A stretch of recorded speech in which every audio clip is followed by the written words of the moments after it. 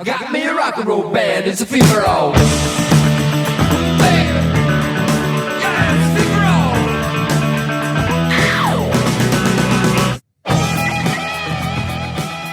free-for-all! What is up, Freebies? Welcome back to another episode of the Free-for-All podcast. MJ Baird here, not Jordan nor Jackson. It's Baird, I just said that. Alongside the man I always look up to. He's through Microsoft Teams at the Burnett CISD. It's their athletic director, Grant Freeman. What's going on?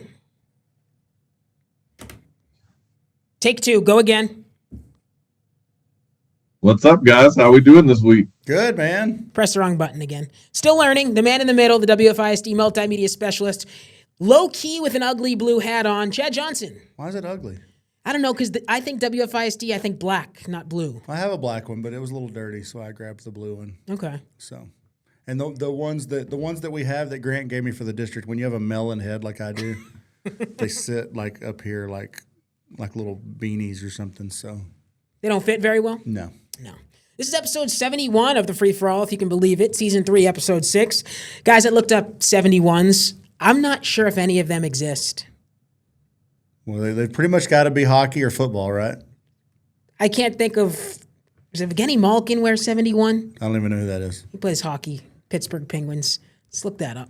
I was going to say I couldn't think of a single hockey player, but Evgeny Malkin number.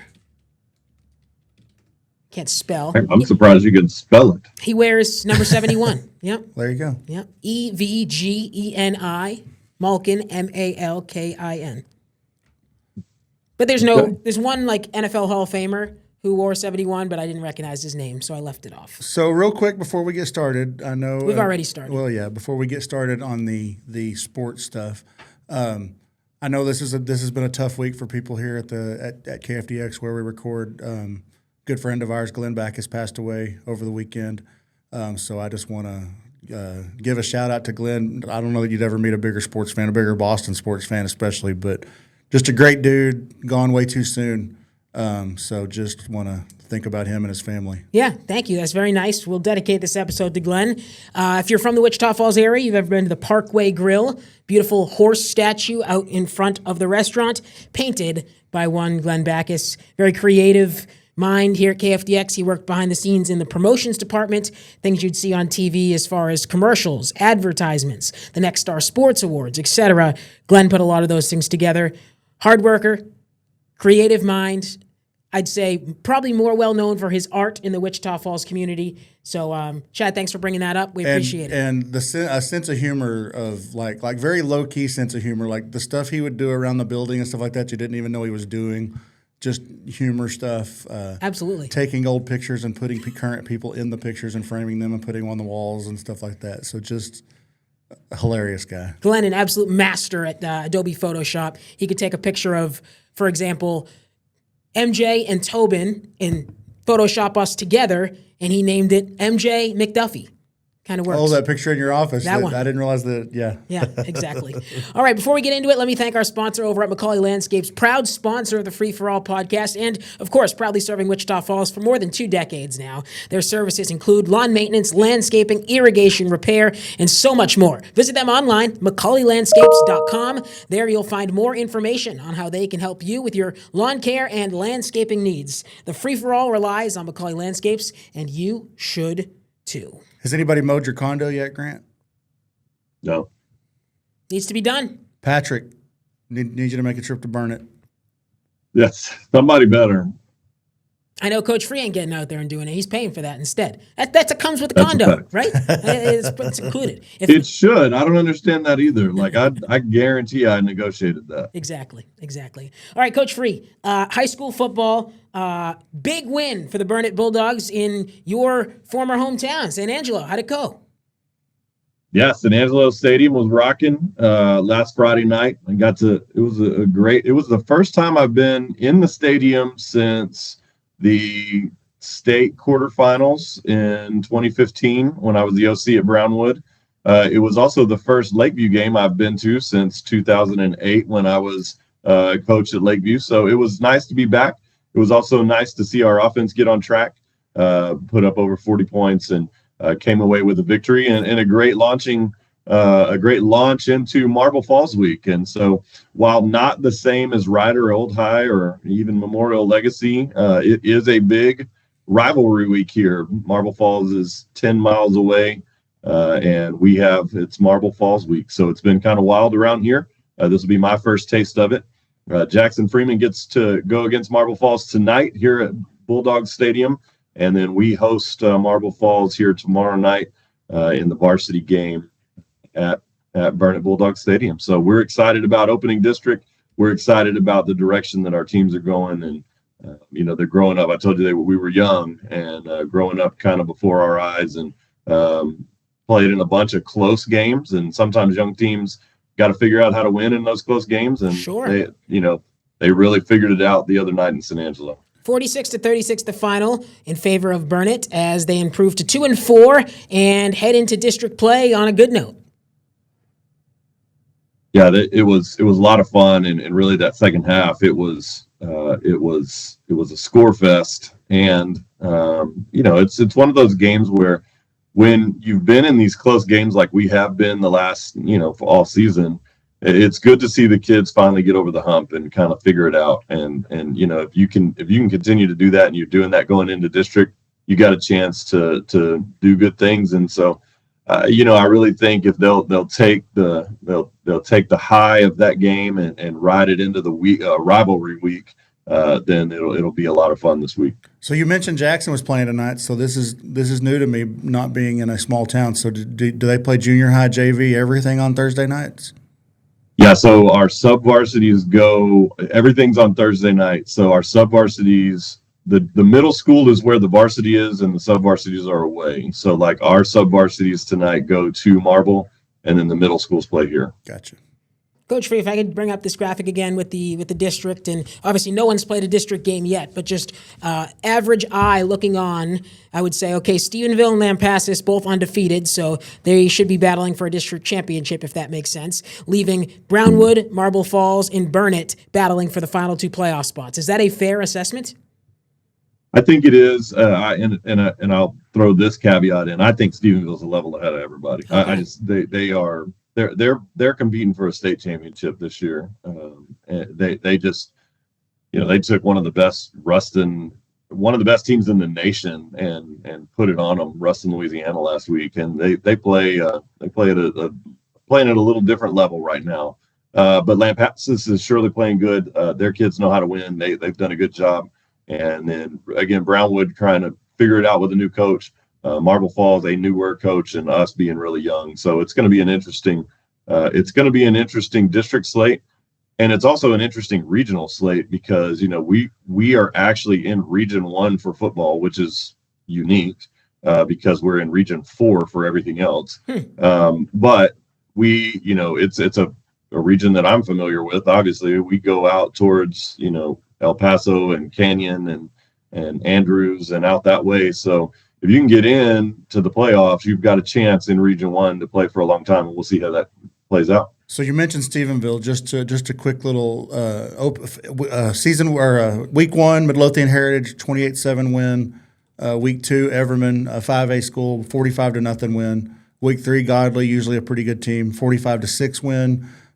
Week 4, Abilene Wiley, who is in the district with Legacy and Memorial. In fact, beat Legacy a couple weeks ago, 52-13 win. Waco La Vega, 64-28, and then Grant had mentioned Ruston in Louisiana, 28-12. So they are putting on some people right now. Well, look right here. Different level. Look right here in the middle. Dave Campbell's has Stephenville ranked as the number 2 team in the state in 4A Division I. So that is going to be a tough game for the Burnett Bulldogs, but that we don't have to worry about until week 11, and you got to travel to Stephenville. And I say got to. Isn't that a good thing? Didn't they build a beautiful brand new stadium? Yeah, $40 million Art Brawl Stadium. And it's one of those, they just opened it this year. And so I've been by it. I haven't been in it. But anytime you build a brand new stadium, it looks good, and they've needed one. They shared with Tarleton kicked them out. And so they've got a good chance. They've got a good chance to kind of build something there. Yeah. Yeah, I believe they christened it with that whipping against Abilene Wiley, if I'm not mistaken. That would make sense. Speaking of whippings, the WFISD's teams didn't do too hot this week. Coach Free said last week, he said, you don't want to be 0-2 in district. Well, both Memorial and Legacy are now 0-2 in district. The Mavs lost to Paladuro. They're maxed out, minus 30 when it comes to district tiebreakers on a bye this week. The Leopards lost to Lubbock Cooper on the road. They're also maxed out, minus 30 in the district tiebreakers. And they've got Plainview at home this week. So, Chad, what's kind of we'll get Coach Free's thoughts here in a second, but your thoughts on being 0-2 and how to try to overcome that? It's an uphill battle. Well, it's uphill battle. I think clearly at this point in time, if either of them wants to make the playoffs, they're going to have to win out. I mean, that's number one right there. And probably in at least a couple of those games, at least one or two of those games could max out a team because you just don't know. I mean, chances are every team's going to have there's going to be some losses in that district, so there's going to be some tiebreakers, I would assume. Also saying that, I know we've talked about how improved Paladuro was. I'm here to tell you what I saw the other night. If there's a better team in District 2-5A than Amarillo Paladuro, I don't know. I haven't seen Lubbock Cooper yet. I haven't seen Plainview yet. But man, they were good. Big, fast, strong. Just manhandled Memorial, and we know Memorial's a pretty darn good team. So Paladuro looked good. That was my biggest takeaway. Even and Bendel will tell you, and obviously that offensively they were disappointed with the way they played. But make no mistake, man, Paladuro's legit. Coach Free, can you shed some light on what it's like to be a head coach of a football team that's 0-2 in district and staring at an uphill battle, but knowing it ain't over yet? Well, yes. You're kind of looking from a couple of different ways. It's how have we played and how do we match up going forward, and that's the thing. Like you look at Memorial now, they're on their bye, so they've played what you would consider, or like Chad said, what you would consider one of the tougher teams in the district in Paladuro, and went at home, and that's one that, man, that leaves a bad taste in your mouth. But you got a week off to fix it. But the second part to that is, what is ahead of us for Memorial. So you've still got Lubbock Cooper, you've still got Plainview, and you've got Abilene one more, Wiley. I believe, that Abilene I'm not thinking Wiley. of. You still got Abilene Wiley. In fact, they play Wiley and Abilene next week. Yeah, so again, you got some tough games ahead of you, and you've got to travel to a couple of those, and so that's one of those that's a little bit tougher. Now, Legacy is they have played kind of a tougher slate here at the beginning, and hope it looks like it might ease off here, and you get a bye in there somewhere. So they've got to get better early. They've played well. They haven't played just horrible. They've played well, and they're still growing. So I think it's two different kind of sides of that coin, and they've got a bye coming up somewhere in there as well. The toughest thing about this district is a good team's going to stay home. If you look at the numbers, like the one that we keep forgetting about is Plainview went out there, thumped Lubbock Cooper, and then kind of went away and hid because they had a bye right off of that. Right. So everybody's kind of forgetting that they've become a major player in this as well. Right. But if you look at the top end of that thing, if Paladuro really is what they're kind of showed last week, they already had their bye, and now they've got to go forward. That Wiley Paladuro game this week's going to be a big one, and then also the Cooper game, the fighting of the Coopers, is going to be a big game as well, because you're going to have some movement there up at the top of that thing, and even the Legacy Plainview game this week becomes important, because is Plainview for real? Is Legacy still growing more? What does that look like this week to see? But really, that Wiley Paladuro game, I'd have my eyes on for sure. And then the Battle of the Coopers is also going to tell the story of how that looks. MJ, did it say on there? Because I honestly don't know. Are they in Amarillo or are they in Abilene? Who's they? I'm sorry, Paladuro, Abilene. It just says next opponent. It doesn't say. Oh, I got you. Let's find out. Oh, wait. Let's look over on the side. There. Amarillo Paladuro Dons play. They're at home agast Abilene Wiley. Yes, sir. They are right here. Yeah, I'm going to favor Paladuro in that just because of being at home. Sure. So Chad, I don't necessarily disagree as far as you got to win out. If either of the Wichita Falls teams wins out, that would make you play 6 district games in this district. So that would make them 4-2. I'm thinking, could 3-3 get you in depending on how things fall?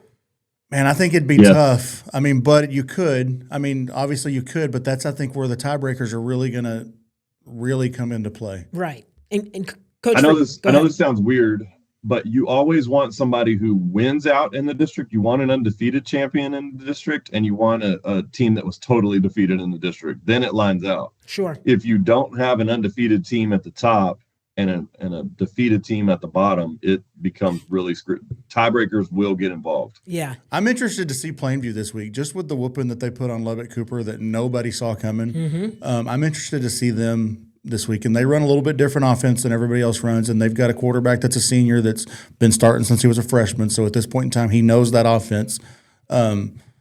Legacy's played pretty well against the run. So it'll be interesting to see the matchup. And offensively, I think I would say Legacy's gotten a little bit better every week offensively. So that's an interesting matchup for me this week, I think. Yeah, so just looking at their points, right? So they started with 28 in that season opening win and then struggled against Tascosa, got better with Friendship with 14, shut out by Randall. But look at the last 3 weeks. They went from a shutout to 24 points to 26. So I would agree that they're building in the right direction. And even against Randall, I mean, shutout is shutout. I'm not making any excuses for them, but they had some bad turnovers inside the red zone. I want to say they turned the ball over 3 or maybe 4 times inside the red zone. Mm-hmm. So, like I say, a shutout's a shutout. I'm not making excuses for them, but they were still, I mean, I don't know what their yardage was, but they were still moving the ball a little bit. So I'm totally agreeing with you that this is a Plainview prove it to MJ type of game. Like, right. Are you legit, or did you maybe have a one-off big win over? Or is Lubbock Cooper not as good as we assumed they were just because of what Lubbock Cooper has been the last few years? Sure, and that's a possibility as well. So we'll get a good chance. And you got to remember in that game, though, Lubbock Cooper lost their quarterback in the game. Right. That's something tougher to deal with than losing them and going into the next week, because Lubbock Cooper came back and won the next week. They had a week to prep for not having a quarterback. Right. So like that is a factor there. I tell you what worries me with Cooper, though, is even in that game, I don't remember the score of that game, but even last week they gave up 26 to Legacy. Just they worry me a little bit defensively, just from the scores I've seen. I haven't seen much of them highlight wise or anything like that, but Lubbock Cooper's been kind of known for being big up front and a big defense with a good pass rush, and it doesn't seem like maybe that's there this year. Well. Yeah, they've always been a little bit different. Like they can stop the run, but in those years that we were air raid, like we threw and moved the ball on them a lot. It's a weird dynamic. We'll put it that way. The Wichita Falls. This week's going to tell a lot of stories in that district. Right. Yes. And the Wichita Falls Memorial Mavericks get to sit back and watch and really probably take good inventory of what they need to do in the final 4 weeks of the season.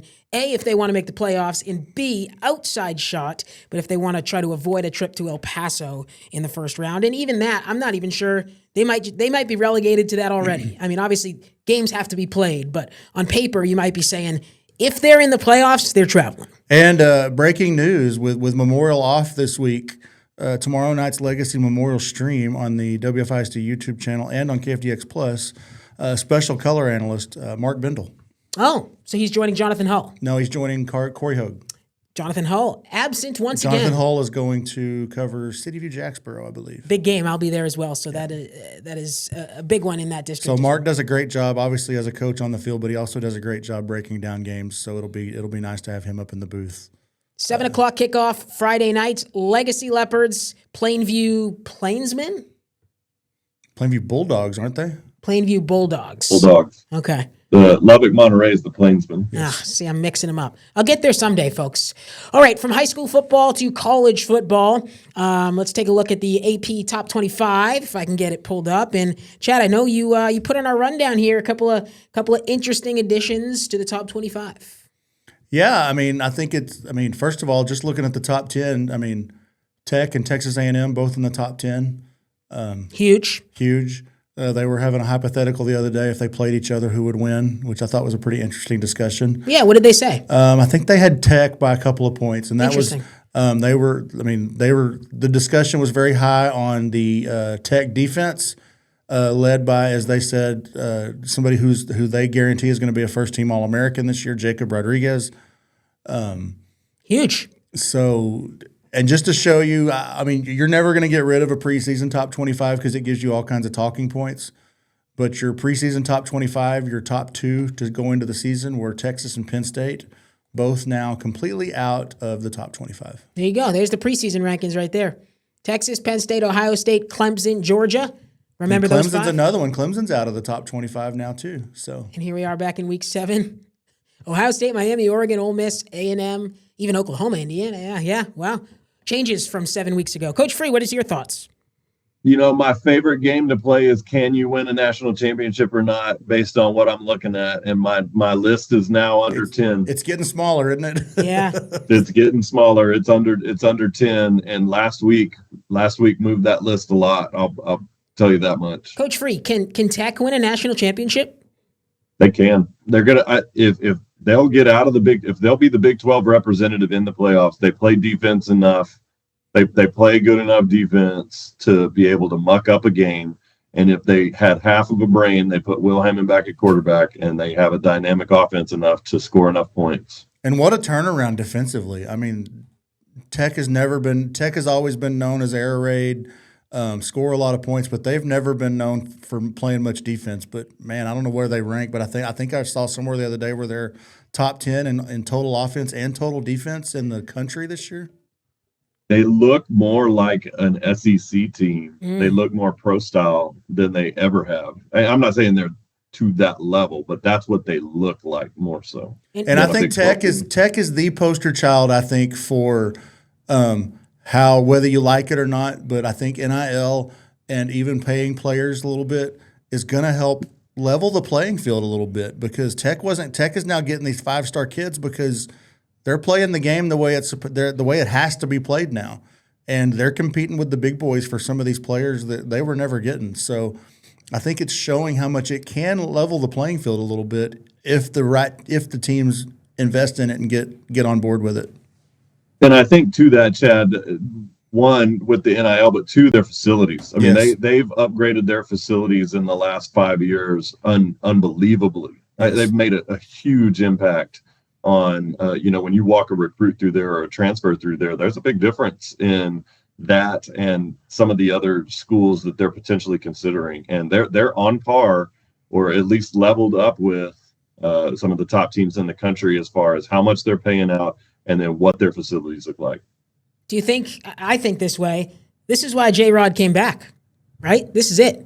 He could have theoretically gone and been a low round pick or whatever, maybe undrafted free agent. That's why he came back. Well, I think there are a lot that are doing that. Well, and you mentioned undrafted. I don't know what kind of payout J-Rod's getting at Tech, but let's say he did come out as an undrafted free agent. He's probably making more money at Tech than he would have made in the NFL this year. Not only that, but I mean, like we talked about yesterday in our other podcast, I mean, the draft stock for J-Rod has to be vaulting forward at this point in time. You have to think. Yeah, I would be shocked if it wasn't, right? Right. I would be shocked if it wasn't. I think that unless you're in the top 2 rounds, most of these kids are making more money by staying in college. And I think I really think that was why they did some of this. Again, they should profit off of their name, image, likeness because it's theirs. But I just think that it's more advantageous for them to stay longer now, and that's a good thing. That's not a bad thing. That's what I was going to say. That's but a good not thing. but not is it Diego Pavia for Vanderbilt that's in his 12th year? Let's not stay that long. It's not really 12 years, but that's still on the backs of that COVID stuff. Like the world's fine, guys. Let them go on. Now Pavia is an interesting case because he actually got a restraining order that his JUCO years should not count, and he won a restraining order. So basically, they deemed his JUCO years as years that did not count towards his eligibility. That's a new rule now. Yeah. For upcoming kids. He played off of the old rule because most of them aren't JUCOs, so they don't have to play off of that rule. So he played off of that old rule or the new rule. But I think it's and we talked about it a little bit. I mean, let's be honest.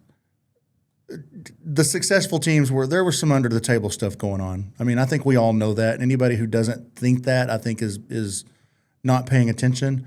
So now that it's all kind of out there, I do think there needs to be a little bit of, and it's coming. There needs to be a little bit of governing of it, I guess. Just, and I know that they've talked about, I guess there's some revenue sharing coming into play in the next couple of years.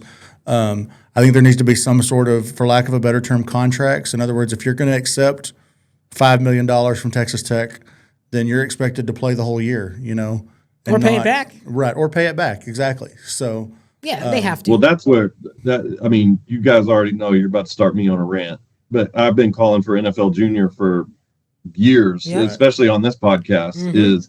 I love the idea or the thought of what we're doing, but like Chad said, there's got to be some governance to it. There's also got to be some kind of salary cap and or some guardrails for all of this stuff.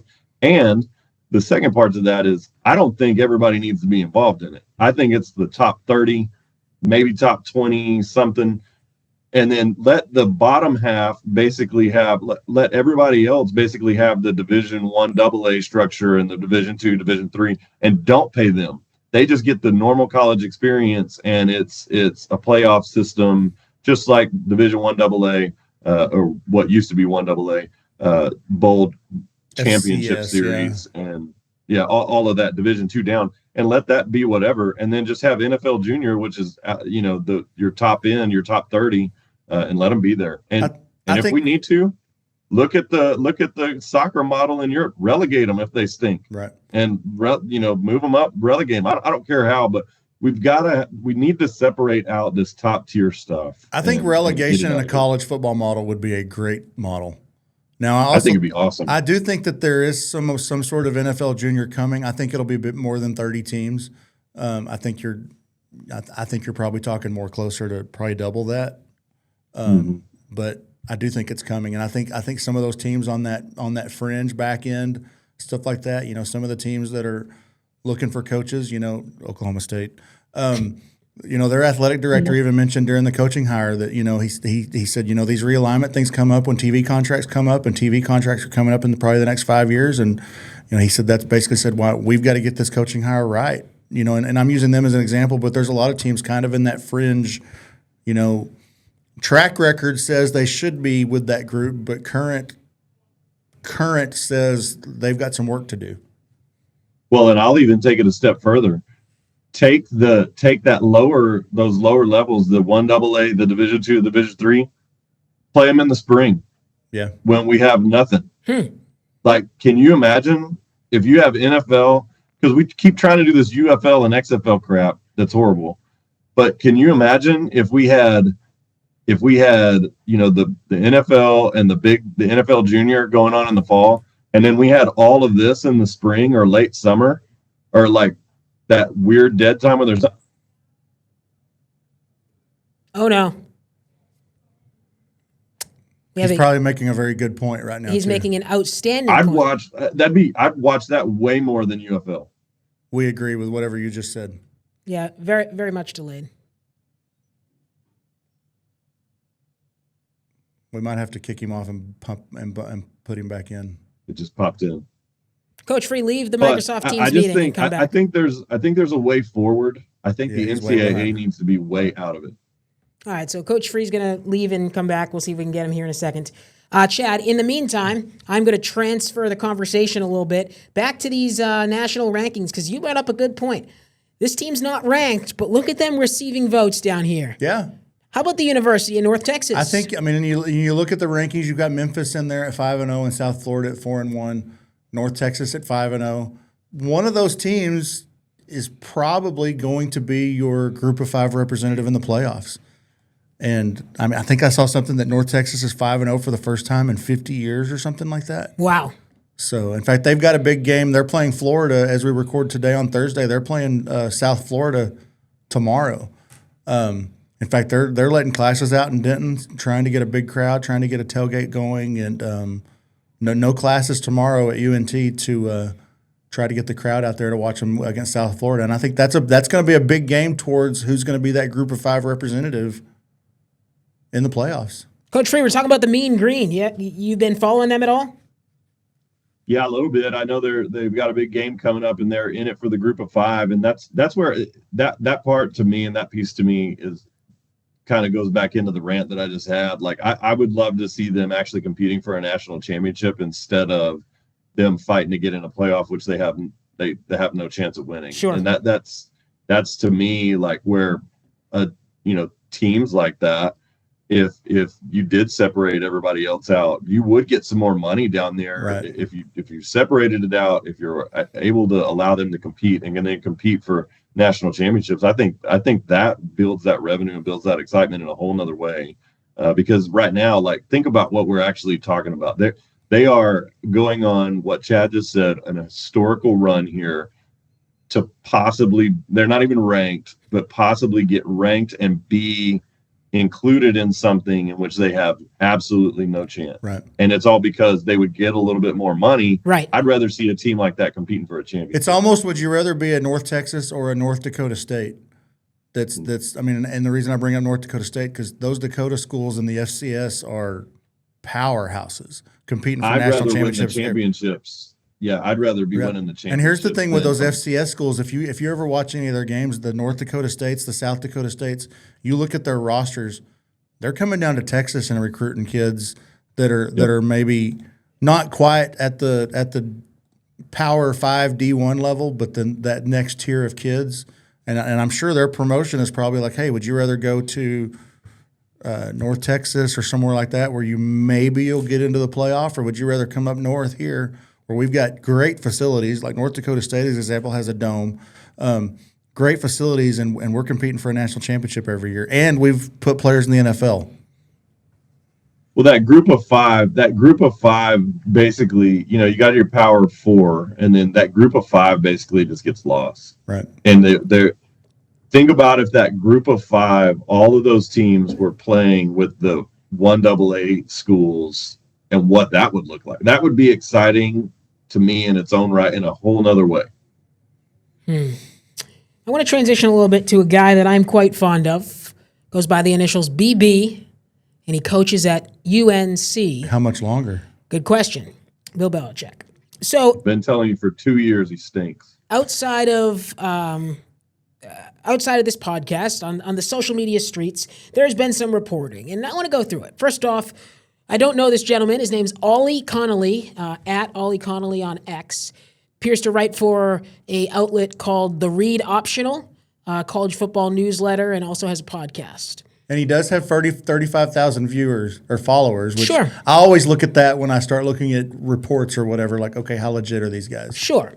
So he did some reporting this weekend, basically saying Bill Belichick has discussed buyout options with the University of North Carolina, and that the coach has signaled a willingness to trigger his own buyout if he can find another option. And it goes on to talk about how members of Belichick's staff are trying to, quote, leave the ship, and it could happen as soon as a couple weeks from now.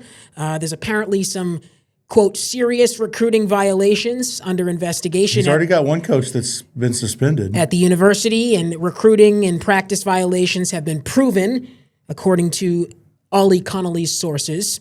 And then it basically goes on to say that Belichick is becoming a little distant with his fellow coaches as far as communication. And there's a quote from another assistant coach at the university, which is anonymous, but also vulgar, so I will not show it on this podcast. Feel free to look up at Ollie Connolly on X if you so wish. But basically, the coach saying, what we're doing to these kids is not right. And that's the anonymous assistant coach. Again, a source of Ollie Connolly. Is anybody shocked by any of this? I'm a little shocked. Not that I think... I am a little shocked. You're talking about a guy that's been a career NFL guy that... even with the rules that have changed so much in the NFL, it's still vastly different than college football. So I just think that I'm not sure Belichick going. It just seems like how many NFL coaches have gone that way, gone down to college football and succeeded? I'm shocked it's going sour so fast. It's so bad right now. The university and the coach are releasing statements. Yes. Belichick says, I'm fully committed to the football program and what we're building. The university athletic director says Belichick has the full support of the department and the university. I do agree. This doesn't happen. If you're going to go that route, then you've got to be all in on it, and you've got to be all in on it for more than a year. Coach Free, unleash. What do you got?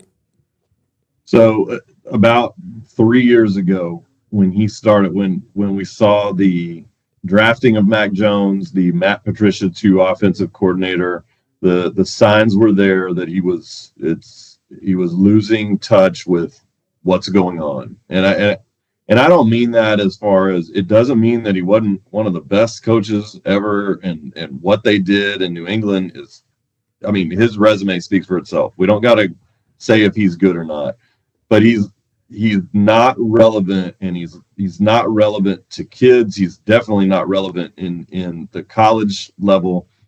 They don't look good X and O's wise. Recruiting violations. Who'd they recruit? Why would you get a violation for recruiting nobody? Right. Their roster is horrible. Good point. He has acted very strangely over the last 3 years with the girlfriend thing, with just anything that he's done. Blocking off New England Patriots, not letting them into the facility. All of these things have just been really, really strange. The thing that he's done the best in the last 3 years is last year when he was briefly, in the media, and you saw the whole other side to him. But as far as football goes and running an organization and what it takes to win or lose, you kept getting on to me last year about him not getting an NFL job. Like it doesn't look good, man. And I don't think it's going to be good. And I think this is headed for a really bad car wreck, and it's not going to be good. I do want to say one thing though. You can argue whether it was the right pick for the Patriots at the time, but all of a sudden, Mac Jones, the quarterback in San Francisco, doesn't look so bad. He's good. I liked him as New England Patriot. It shows you how organizations fail quarterbacks more than quarterbacks fail organizations. He was set up for success. He's set up for success there with Shanahan, and why you see so many people go to places like that, Minnesota and whatever, and are successful, as opposed to having Matt Patricia call your offense, who's never been an offensive coordinator. And you mean like another team who's having all kinds of quarterback issues, the Cleveland Browns, who gave up on the guy who might be the leading candidate for MVP of the league right now? Yeah, organizations. Dak's the leading candidate, isn't he? Well, if he had a defense and won games. Who are you referring to? Baker. Oh. And I am not a Baker Mayfield fan, but you cannot argue with the fact that he's a fun quarterback to watch. Got some moxie. The fact that the Browns just gave up on him after like a 1 year struggle is incredible. The Browns are a broken organization, Yes. though. The Patriots giving up on Mac Jones, I think, is different than the Browns giving up on Baker Mayfield. Coach Free's exactly right. A defensive guy as your OC messed up. Your offensive line was atrocious. I mean, Mac Jones was getting bundled every play. And then they're like, yeah, he doesn't have it. Let's get rid of him. And I think Belichick is seeing now. It worked out for New England. Yeah. Oh, sure. Yeah. Chad, what were you going to say? I think the one thing with, I wonder how much of Belichick is, it's always these coaches that, for one, I mean, he's a coach, and it seems like these guys that are just have coaching all the way deep in their blood, just have trouble giving it up. You'd like to see him, like Grant said, he did a great job on TV last year. Look at how much different of a guy Nick Saban is on TV compared to Coach Nick Saban. I mean, Coach Nick Saban had that same kind of on-field personality as Belichick did, as far as just gruff, didn't really like talking to the media, just very similar person. But now that he's on TV, all this charisma's coming out. It's just a different guy, and I think Belichick could be that type of guy if he gave up coaching and just got into the media. The bad part for Coach Belichick is, unfortunate, whether we like it or not, this is going to go into his legacy. Mm-hmm. Like, yes, it is. If he would have walked away when it was, after the Tom stuff and whatever, and rode off into the sunset with New England, he's looked at in a whole nother way than what's happened over these last 3 years. And again, I don't think it tarnishes it. He's still the greatest coach of all time in the NFL, for sure, hands down. I just think this is a weird ending to a wonderful career, and he is responsible for this ending. Mm-hmm. It's all him. I agree with that. I absolutely agree with it. And if there's one thing the man didn't want to do, I would assume it would be tarnish his legacy, and he did the exact thing that he didn't want to do on and off the field. Well, and I'm going to age myself a little bit here, because the last person I can think of who tried this with very similar results was I know MJ. This was before MJ was born. Grant's going to remember this, but at the time, Bill Walsh was the greatest coach in NFL history. He took a few years off, and I kind of missed coaching and went back to Stanford, and it didn't go well. Now, it wasn't as catastrophic as what Belichick is doing, but very similar results. I think it's just hard when you've got this guy that's been in the NFL for so long to make that back step to college football. It's total different rules. It's total different rules, and it's total different people. You're talking about young men, and you're talking about older professionals. And it's all football.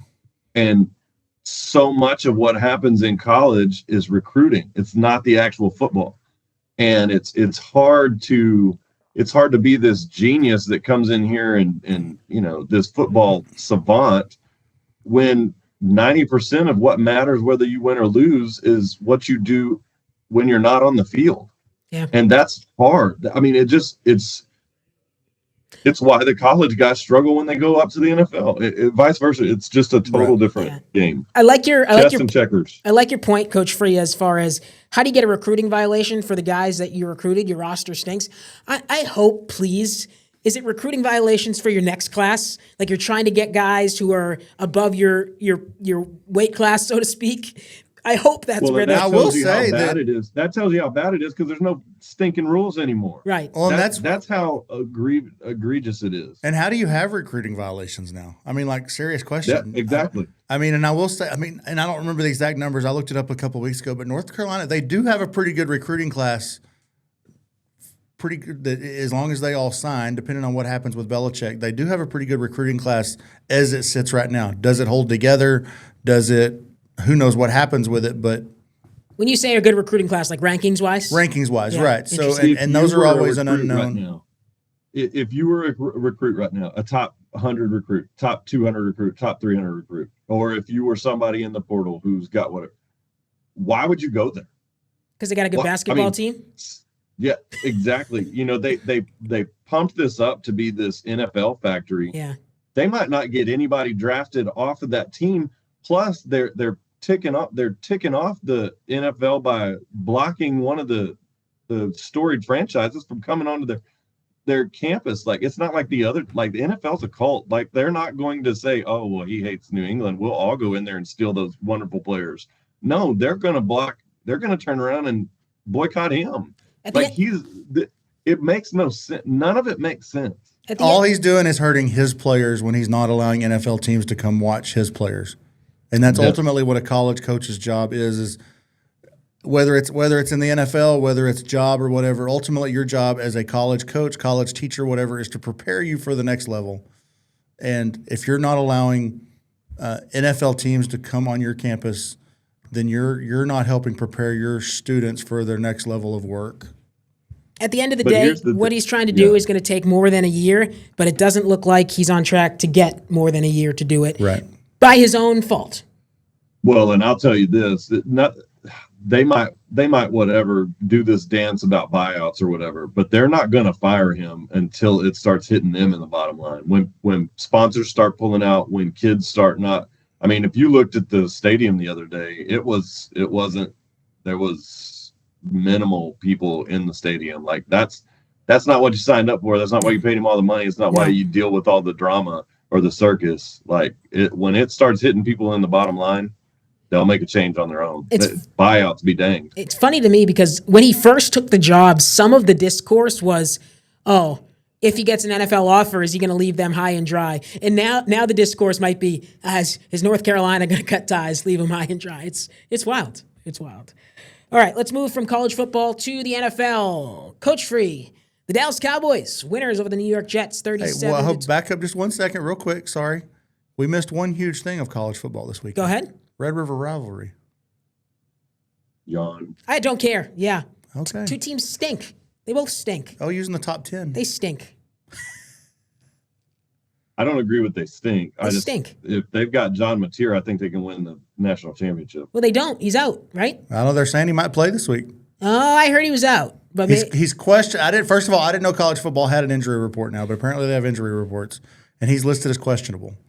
And he is apparently lobbying hard to play. Now, of course, is there some gamesmanship in there of making Texas think in the back of their mind that Mateer might be playing. So to prepare for him, Sure. you always wonder with these injury reports how much gamesmanship is there in them. Anyway, I'm a big Red River rivalry fan. So Who you picking?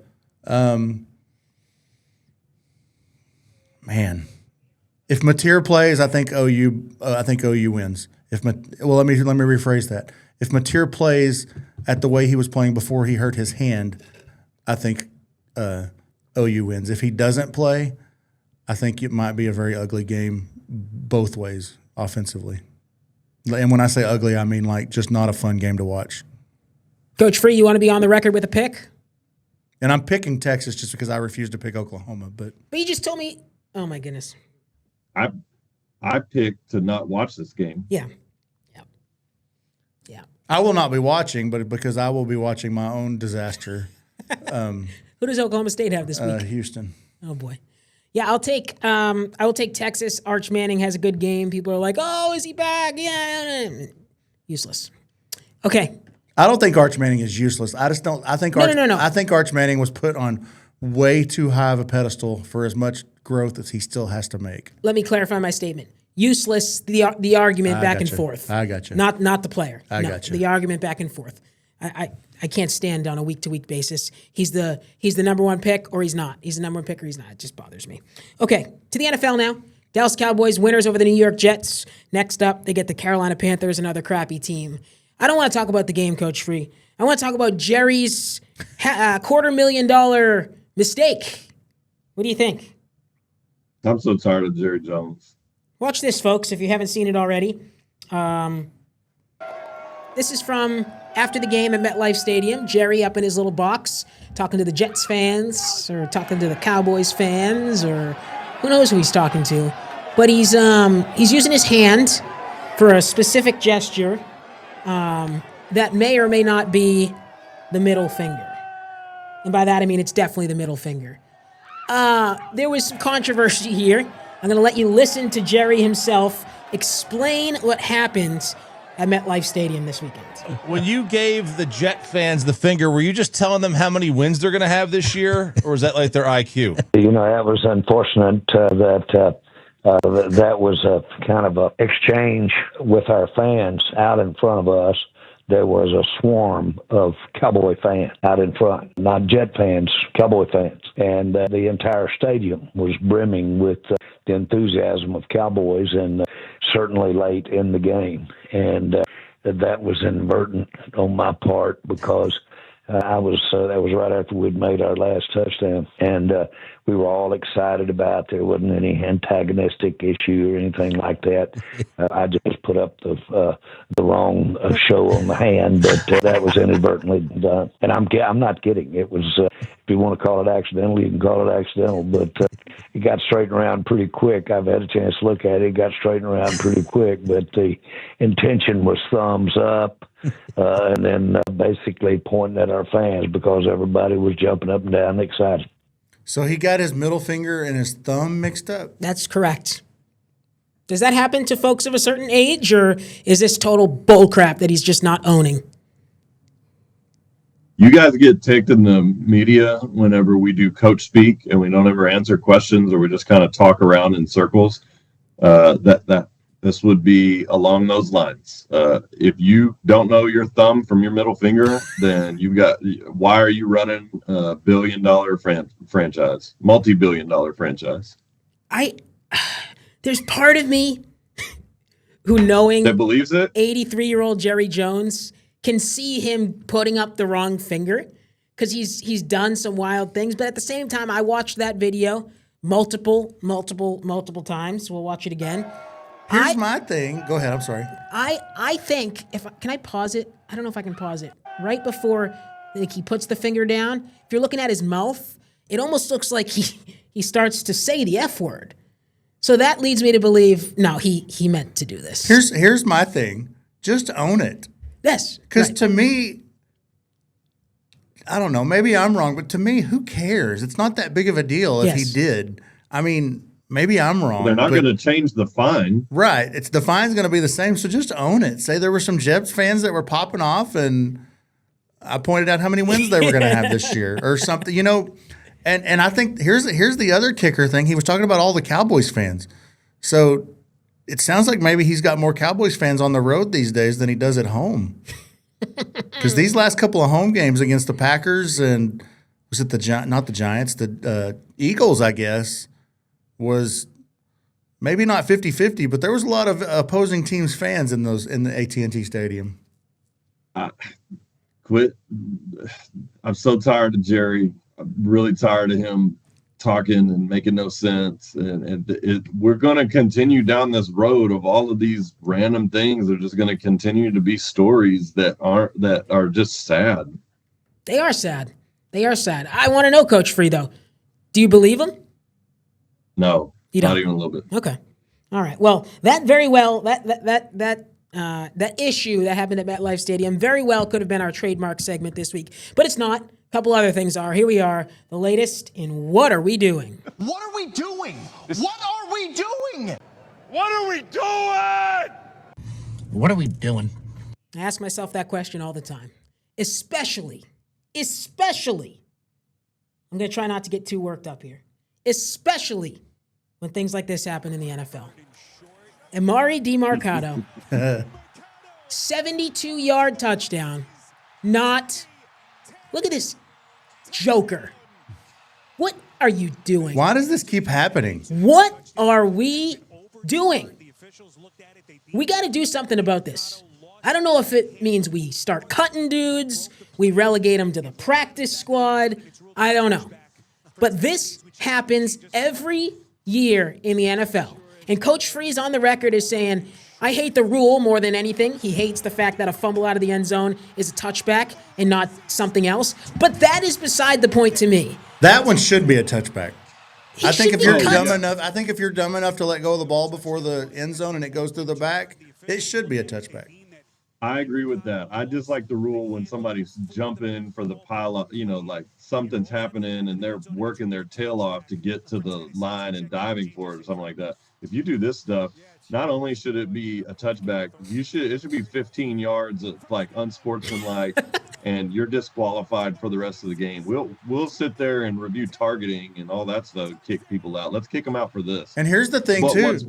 What's worse is they fine the coach for getting Yes. on after him. Yeah, that did happen. That's the weakest thing. That I'd rather have Jerry Jones as my owner than whatever owner fined his coach for that. No, I think it was the league. I think the league fined Jonathan Gannon. Yes, he did. They did. For I guess he was. grabbed him or something, which that just tells you the difference in the. Well, don't touch. Yeah, don't. That touch tells you the what? difference in football from 2025 to goodness, even 2000. Let alone.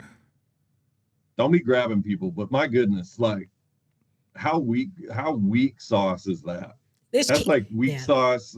That's like a weak sauce burger. Yeah, there's cameras everywhere nowadays in today's world where everyone gets offended by things way too easily. The softness, it didn't look good. Him, like, I don't know if slapping or grabbing his player is the right word, but as Chad alluded to, how many football coaches have gotten away with that? No problem in the past. Different times. Yeah. It's not even getting away with it. Like, it's your job to hold him accountable. Like, you're not going to go over and tell him you did a good job there. Right. I'm sorry. You're not. Like, And here's the athlete. thing with that game. Tennessee kicked a field goal at the end to win the game. Well, they had that right there. That was a touchdown. They also had a pick. This is so Cardinals. They had a pick that the dude for the Cardinals ended up fumbling it into the end zone that the Titans landed on for a touchdown. I mean, that's a 2-touchdown swing right there. Arizona just totally botched This is why that I game. couldn't be a pro coach. I'd have just cut him. I wouldn't even have yelled at him. That's what I'm I'd have saying. just cut him. I'd have just said, get him off of my side. Don't let him on the team don't plane. Let him come back. That's the you remember the I don't remember the running back, Curvin Richards. Jimmy Johnson let him play one game. They had the playoffs already wrapped up. I think the last game of the year, and Emmett took the game off, and they played Curvin Richards, and I think he fumbled 3 times, and I think Jimmy cut him before they even got back to the locker room. Well, it's like go have some asthma on that field. Yeah. Like, this is professional sports. You don't have to be there. Yeah. Right. Yeah. So, part 2 of What Are We Doing this week? Do you guys see what happened with Dylan Gabriel's family? I did. No. Okay, so you'll love this, Coach Free. Dylan Gabriel plays for the Cleveland Browns. and they traded away Joe Flacco, right? So that made Dylan Gabriel the starter for this past week's game. Well, they just traded Flacco this week. He was already named the starter. So he was going to start his first career NFL start. One of those 8:30 a.m. games on Sunday. Reason is it's being played overseas in London. You love it, and if your son was making his NFL debut, you'd want to be there, right? Yeah. Guess what? Dylan Gabriel's parents could not be there for what this article from Sports Illustrated calls a, quote, painfully simple reason. Coach Free, any ideas on what that reason might be?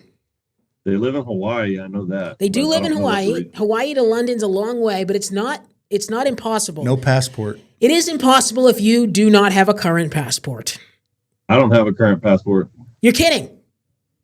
So if Jordan Freeman makes our professional debut next week in Coach London. Free, get your dang passport. I don't have a passport. Well, Jordan Freeman doesn't have one either, so I don't know how you're going to get there either. This serves as a friendly reminder for all adults in the United States. Why do we not have passports that are active? You know what? So we're not an intercontinental family. Doesn't matter. You never know. You never know. Why? Costs like Why do you need $65 to get a passport. So and not like I've been to Mexico in a while. Used to when you go to money, it takes forever. Used to when you went to Mexico, you didn't have to have a passport. Now you have to have a passport to go to Cancun or Cozumel or anything like that. Didn't used to have one. When I went years ago, we didn't have one. If I ever want to go back, I guess I do need to get one. It is I think it should be a requirement. Just like you have a social security card or you have a driver's license or an identification. How do you really feel? I got a social security card. Why do I need a passport? So what if you had to flee the country tomorrow for some random reason? If you're fleeing the country, then you're not worried about a passport. Okay, maybe. Have you not watched any spy movie? No, I haven't. Showing my passport. Flee is not the right word, but leave the country. So right now we've already established that you are not in the circle of spyness. Correct. You're not in there. I just watched the new Terminal List, like Dark Wolf. Like you're not in that circle. So if MJ's you're going to be off first. If MJ's fleeing the country, he's showing people his passport. Fleeing was the wrong word. You're caught in 2 seconds. What takes you to Brazil, sir? Well, I'm fleeing the country. Listen, this segment was supposed to be. It was supposed to be a reminder to every competent adult to check your passport. And apparently, I'm on a podcast with 2 incompetent adults, or I'm overreacting. I don't think it's the latter. I'm going to go with overreacting. It takes literally 90 minutes to go down to your local AAA, get your picture taken, send it in, and then you wait 6 weeks, 8 weeks in the mail. It comes and it's good for 10 years. You don't send it in and it just happens. You got to go down to like a federal building and have an appointment. Like so I just said, you go to AAA. Yeah, it's kind of a pain now. It's a big pain. Well, I'm going on vacation overseas, and you guys can't come because you don't have a passport. How do you like them apples? You didn't invite us anyway. I was going to invite you till I found out you don't have a passport. All right, I'll tell you what. I'm going to start this process of getting my passport. We're going to update it as we go here. You should. I do think if you don't need it in a rush, I think you can do it all by mail. I think, but that's if you don't need it in a rush. You still got to get a picture, I think. Yes. Okay. We're up on our 1 hour time, so we're going to end with our quote of the week. Coach Free, did you watch any of the Toronto Blue Jays series against the New York Yankees? I hope this is the quote that I sent you. It sure is. What do you think the answer to that question is? I know the answer, but that means you didn't see this clip, which means you're going to be excited to see it. This is our quote of the week from Vlad Guerrero Jr. And David Ortiz. Oh.